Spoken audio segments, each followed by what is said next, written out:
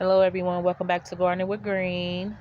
I'm just out here at my wildflower butterfly and bird blend mix that I planted like about 5 days ago, and it looks like I got some seedlings. That's the first one. It's the second one.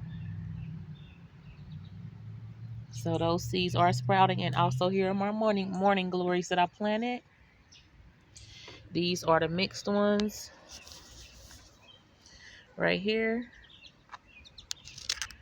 That's the mixed blend. And I believe I planted the pink ones right here.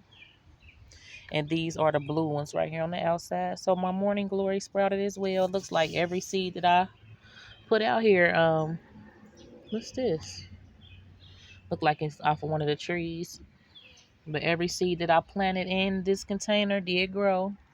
So it's cold and rainy out here right now. Tomorrow, the next day, I'm going to thin these seedlings out. Make sure I spread them over the pots real nice. But I just want to give you guys an update on my seedlings that I planted. On my seeds that I planted, not seedlings. They're seedlings now, but on the seeds that I planted. And my herbs that are over here and my peppers, they haven't sprouted yet.